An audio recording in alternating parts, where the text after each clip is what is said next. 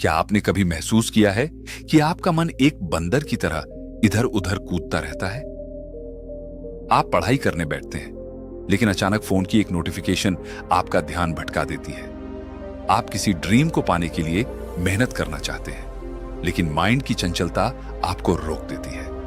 यह सिर्फ आपकी कहानी नहीं है, यह आज हर इंसान की रियल लाइफ कहानी है। एक बार एक लड़का अपने गुरु के पास गया और बोला, गुरुजी, मैं लाइफ में कुछ बड़ा करना चाहता हूं, लेकिन मेरा माइंड मेरा साथ नहीं देता। गुरु मुस्कुराए और बोले, माइंड को कंट्रोल करना ही सबसे बड़ा अभ्यास, प्रैक्टिस है, और वही तुझे स्ट्रांग और सक्सेसफुल बनाएगा। Master the art of focus एक ऐसी ही जर्नी है, माइंड के भटकते ओशन को एक काल्म लेक में बदलने की जर्नी। सुमन इस बुक में न सिर्फ फोकस और अटेंशन के साइंस को सिंपल वर्ड्स में एक्सप्लेन करते हैं, बल्कि लाइफ की छोटी बड़ी स्टोरीज और एक्सपीरियंसेस के जरिए यह भी बताते हैं कि कैसे फोकस की ताकत से हम अपने गोल्स, रिलेशनशिप्स और पूरे जीवन को बेटर बना सकते हैं। यह किताब आपको सिर्फ काम पर फोकस करना नहीं सिखाती, यह आपको सिखाती है लाइफ पर फोकस करना।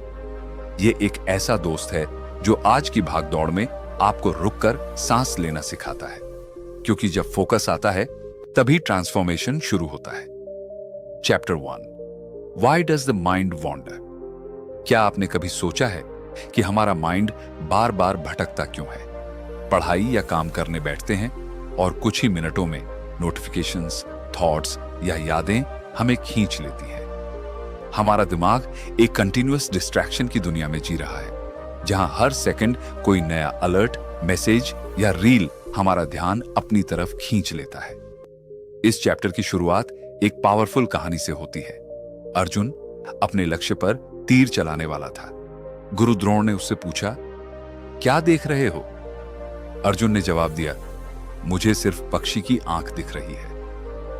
यही है असली फोकस, जब बाकी सारी चीजें बैकग्राउंड में चली जाती हैं और सिर्फ एक ही चीज पर अटेंशन टिक जाता है। एक और कहानी में राहुल नाम का एक लड़का है जो हर समय फोन में खोया रहता है।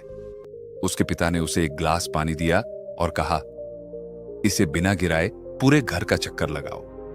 राहुल ने यह किया और ध्यान से बैलेंसिंग किया। फिर जब उससे पूछा गया, क्या देखा रास्ते में?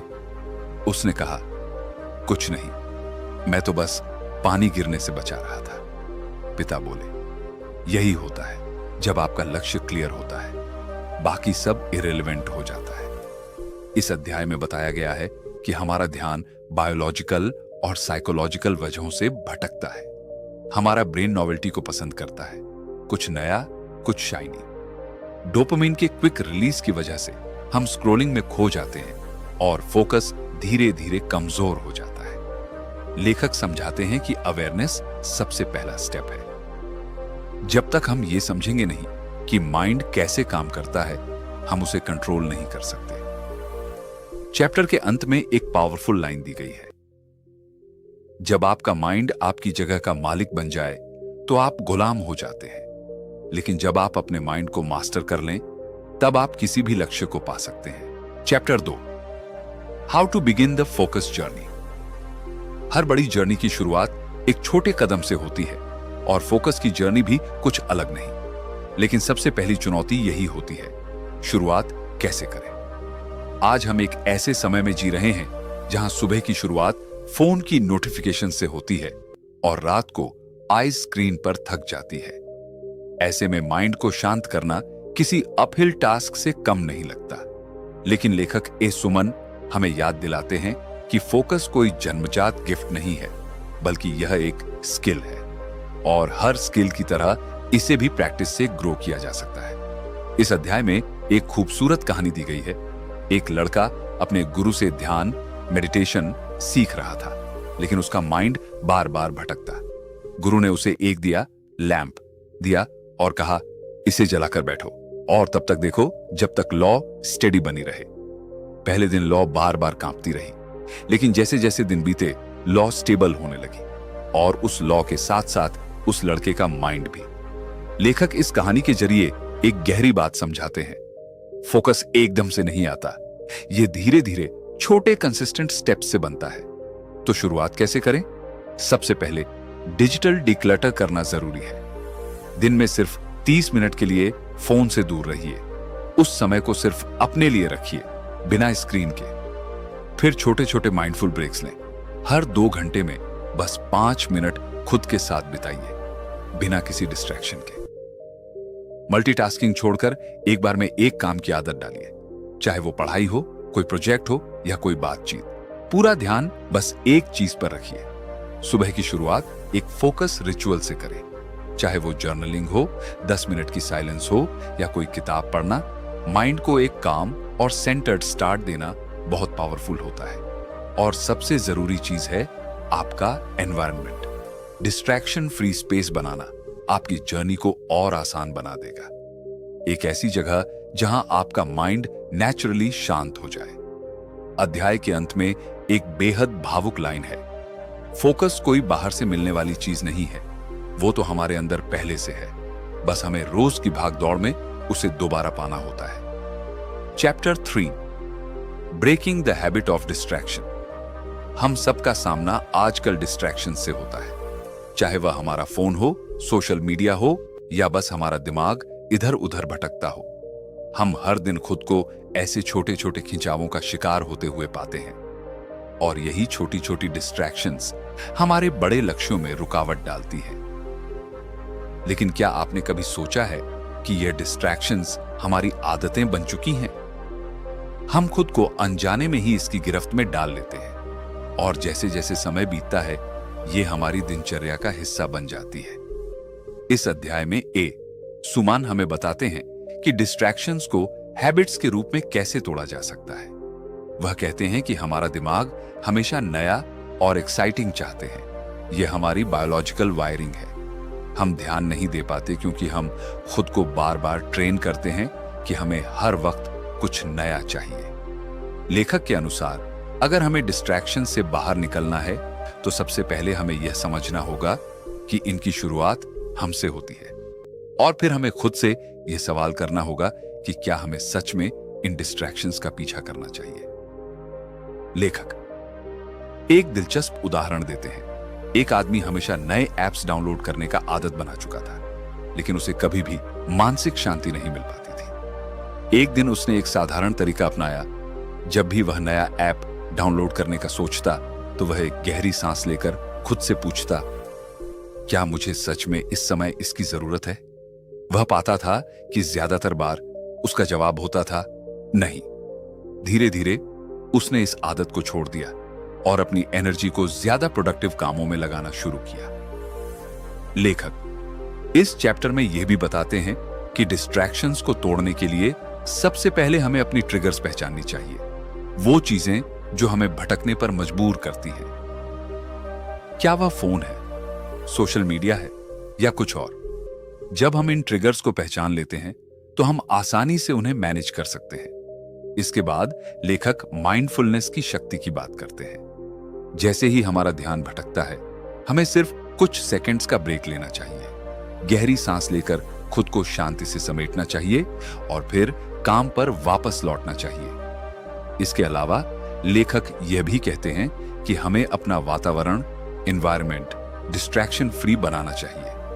हमें अपनी वर्क स्पेस को इस तरह डिजाइन करना चाहिए कि वहां कोई बाहरी परेशानी ना हो। फोन को साइलेंट मोड में रखना, अननेसेसरी टैब्स बंद करना और एक साफ व्यवस्थित जगह पर काम करना, ये सब फोकस बढ़ाने में मदद करता है। फिर वह हमें फोकस रिचुअल्स की बात करते हैं। ये ऐसी आदतें हैं जो हमें काम शुरू करने से पहले ध्यान केंद्रित करने में मदद करती हैं। उदाहरण के लिए, अगर हम कोई बड़ा काम शुरू कर रहे हैं तो हम खुद से एक छोटी अफर्मेशन कह सकते हैं या गहरी सांसें लेकर शांति महसूस कर सकते हैं। अंत में लेखक कहते हैं कि डिस्ट्रैक्शंस को रोकने के लिए यह जरूरी नहीं है कि हम एक ही दिन में सब कुछ बदल डालें। यह एक ग्रेजुअल प्रोसेस है। शुरुआत में सिर्फ 10 से 15 मिनट ध्यान से काम करने की आदत डालें और धीरे धीरे समय बढ़ाएं। सफलता छोटे कंसिस्टेंट एफर्ट से ही आती है। Chapter 4, long term focus mastering. Focus की जर्नी में पहला कदम तो हमने उठा लिया, छोटे डिस्ट्रैक्शंस को समझा और उनसे दूर होने के तरीके भी ढूंढें। लेकिन अब असली चुनौती यह है कि हम इस फोकस को लॉन्ग टर्म यानी लंबे समय तक कैसे बनाए रखें। अगर हम अपने लक्ष्य की ओर लगातार बढ़ना चाहते हैं तो हमें सिर्फ कुछ दिनों के लिए नहीं बल्कि एक पूरी जीवन शैली की तरह फोकस को अपनाना होगा। इस अध्याय में ए सुमन हमें बताते हैं कि लॉन्ग टर्म फोकस को हासिल करने के लिए जरूरी है कि हम इसे अपनी आदतों का हिस्सा बना लें। हमें अपने मस्तिष्क को इस प्रकार प्रशिक्षित करना होता है कि वह कभी भी डिस्ट्रैक्शंस के सामने न झुके और हमेशा अपने लक्ष्य की ओर केंद्रित रहे। लेखक इस अध्याय में एक दिलचस्प उदाहरण देते हैं। एक गायक जो बहुत अभ्यास करता है वह केवल कुछ मिनटों के लिए नहीं बल्कि घंटों अपनी आवाज को साधता है। वह दिन रात अपने संगीत में डूबा रहता है क्योंकि उसे पता है कि उसके संगीत में निखार लाने के लिए लगातार मेहनत करनी होगी। लॉन्ग टर्म फोकस का यही सिद्धांत है। जब हम किसी बड़े लक्ष्य की ओर बढ़ते हैं तो उसमें सफलता पाने के लिए हमें उस काम में लगातार डूबे रहना होता है। एक ही लक्ष्य की ओर ध्यान लगाना और किसी भी परिस्थितियों में उस पर बने रहना। इसके लिए सबसे पहले लेखक हमें समझाते हैं कि हमें विजन यानी लक्ष्य को साफ और स्पष्ट बनाना होगा। जब हमारा उद्देश्य स्पष्ट होता है तो डिस्ट्रैक्शंस का सामना करना बहुत आसान हो जाता है। A clear vision acts like a light house in a storm. यह हमें यह याद दिलाता है कि हमारा असली उद्देश्य क्या है और हमें कहां जाना है। इसके बाद सुमन कहते हैं कि हमें अपने अंदर की डिसिप्लिन और सेल्फ कंट्रोल को जागृत करना होगा। डिसिप्लिन का मतलब सिर्फ दिन में एक समय पर काम करना नहीं बल्कि यह है कि हम खुद को उन छोटी छोटी चीजों से बचाएं जो हमारा ध्यान भटका सकती हैं। सेल्फ कंट्रोल का अभ्यास दिन प्रतिदिन करना पड़ता है। जितना ज्यादा हम खुद को डिस्ट्रैक्शन से दूर रखते हैं उतना ही हमारी मानसिक शक्ति मजबूत होती है। एक और महत्वपूर्ण बिंदु जो लेखक देते हैं वह है कंसिस्टेंट रिव्यू। हमें अपने प्रोग्रेस को नियमित रूप से चेक करना चाहिए। यह हमें याद दिलाता है कि हम किस दिशा में बढ़ रहे हैं और क्या हमें अपनी योजना में बदलाव की जरूरत है। अगर हम खुद से नहीं पूछते कि क्या हम सही दिशा में जा रहे हैं तो हमें अपनी यात्रा में संदेह होने लगता है और हम भटक सकते हैं। अंत में लेखक कहते हैं कि लॉन्ग टर्म फोकस कभी भी जल्दी नहीं आता। यह एक ग्रेजुअल प्रोसेस है। जैसे कोई पौधा बढ़ता है वैसे ही हमारा फोकस भी धीरे धीरे मजबूत होता है। हमें बस लगातार प्रयास करना होता है और समय के साथ हमें परिणाम दिखने लगते हैं। Chapter 5 overcoming the challenges of focus. जब हम अपनी फोकस की जर्नी में आगे बढ़ते हैं तो रास्ते में कई चुनौतियां आती हैं। फोकस को बनाए रखना किसी एक महान लक्ष्य की ओर बढ़ने जैसा है। आप चाहे कितनी भी कोशिश करें, कभी न कभी ऐसा समय आता है जब डिस्ट्रैक्शंस, सेल्फ डाउट और एक्सटर्नल चैलेंजेस हमें घेर लेते हैं। ये चुनौतियां हमें हमारी राह से भटका सकती हैं, लेकिन अगर हम समझें कि ये चुनौतियां सिर्फ समय की बात है तो हम उन्हें पार कर सकते हैं। सुमान इस अध्याय में यह समझाते हैं कि फोकस को बनाए रखने की यात्रा में आने वाली मुश्किलें सिर्फ अस्थायी होती हैं और अगर हम उनका सही तरीके से सामना करें तो ये हमें और भी मजबूत बना सकती है। लेखक बताते हैं कि फोकस की राह में सबसे बड़ी चुनौती खुद से होती है। हम अपने अंदर के आत्मसंशय, थकावट और कभी-कभी डर से लड़ते हैं। ऐसे समय में अपने लक्ष्य को याद रखना और खुद पर विश्वास रखना सबसे अहम है। इस अध्याय में लेखक एक दिलचस्प उदाहरण देते हैं, एक एथलीट की कहानी। यह एथलीट एक कठिन खेल में खुद को पूरी तरह से समर्पित करने की कोशिश कर रहा था, लेकिन जितना ज्यादा वह खुद को उस खेल में डुबोने की कोशिश करता, उतनी ही थकावट और आत्मसंशय उसके रास्ते में आते। वह महसूस करता था कि वह कितनी बार अपने लक्ष्य से भटक रहा है, लेकिन एक दिन उसने खुद से कहा, मैं हर बार गिर सकता हूं, लेकिन मुझे उठकर फिर से कोशिश करनी है। उसने समझा कि फोकस की राह कभी सीधी नहीं होती, यह हमेशा उतार चढ़ाव से भरी होती है और हमें अपने आप को दोबारा से केंद्रित करना होता है। लेखक हमें बताते हैं कि जब हम खुद पर विश्वास रखते हैं तो हम चुनौतियों से डरते नहीं हैं। हमें यह याद रखना होता है कि हर चैलेंज हमारी क्षमता को परखने का एक अवसर है। अगर हम उन चुनौतियों को अपने आत्मविश्वास और मेहनत से पार कर लें तो हम अपनी फोकस को और भी मजबूत बना सकते हैं। इसके बाद लेखक यह बताते हैं कि हमें खुद के साथ कंपैशन और पेशेंस भी रखना बहुत जरूरी है। कई बार हम जल्दी परिणाम चाहते हैं, लेकिन फोकस एक धीमी प्रक्रिया है। हम अपने आप से उन गलतियों को भी स्वीकार करें जो इस दौरान होती हैं और फिर एक बार फिर से खुद को सही दिशा में लगाएं। सेल्फ कंपैशन से हमारा मन शांत रहता है और हम अपनी यात्रा में पूरी तरह से संलग्न रहते हैं। एक और अहम बात जो ए सुमान इस अध्याय में बताते हैं वह है अकाउंटेबिलिटी। जब हम किसी के साथ अपनी फोकस यात्रा साझा करते हैं तो हम खुद को ज्यादा अकाउंटेबल महसूस करते हैं। जब हम किसी को अपने लक्ष्य के बारे में बताते हैं तो हम खुद को उस लक्ष्य के प्रति और भी जिम्मेदार समझते हैं और यह हमें अपनी राह पर टिके रहने में मदद करता है। अंत में लेखक कहते हैं कि चैलेंजेस सिर्फ हमें रोकने के लिए नहीं होते, बल्कि हमें और भी मजबूत बनाने के लिए होते हैं।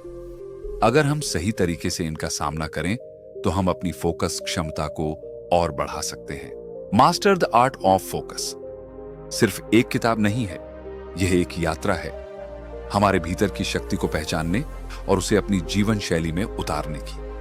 हर अध्याय ने हमें यह सिखाया कि ध्यान केवल एक मानसिक अभ्यास नहीं, बल्कि जीवन के हर पहलू में बदलाव लाने का एक तरीका है।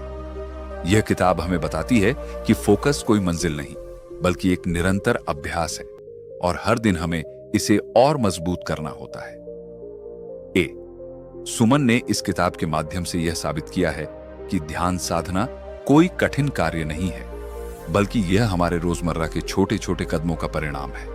चाहे वह डिस्ट्रैक्शंस को पहचानना हो, खुद को हर पल शांति से जोड़ना हो या अपनी आदतों को बदलने की कठिन प्रक्रिया हो, हर कदम पर हम अपने अंदर बदलाव महसूस करते हैं। यही असली फोकस है, अपने लक्ष्य की ओर निरंतर और समर्पित यात्रा करना, भले ही रास्ता कठिन हो। कभी कभी हमें लगता है कि हम रुक गए हैं या हम अपने लक्ष्य से दूर हैं, लेकिन जब हम खुद को याद दिलाते हैं कि यह जर्नी एक दीर्घकालिक प्रक्रिया है तो हम फिर से अपने रास्ते पर आ जाते हैं। याद रखें, आपकी सफलता सिर्फ आपके निरंतर प्रयासों पर निर्भर करती है, न कि किसी एक दिन के प्रयास पर। यह एक लंबी यात्रा है और अगर आप इसे पूरे दिल से अपनाते हैं तो कोई भी चैलेंज आपके रास्ते को नहीं रोक सकता। आज इस किताब को पढ़ने के बाद आपके पास वो औजार और तकनीकें हैं जिनकी मदद से आप अपनी फोकस क्षमता को और भी बेहतर बना सकते हैं। अब यह आप पर निर्भर करता है कि आप इन्हें अपनी जिंदगी में कितनी प्रभावी तरीके से लागू करते हैं। हम आशा करते हैं कि master the art of focus ने आपको न केवल अपने फोकस को बेहतर बनाने के लिए प्रेरित किया, बल्कि यह भी सिखाया कि जीवन की सबसे बड़ी ताकत हमारे अपने ध्यान में छिपी हुई है। तो अब आपकी बारी है, इस यात्रा को अपनाएं, खुद पर विश्वास रखें और अपने लक्ष्य की ओर लगातार बढ़ते रहें। ध्यान से जीना ही असली जीवन है और यह किताब सिर्फ शुरुआत है।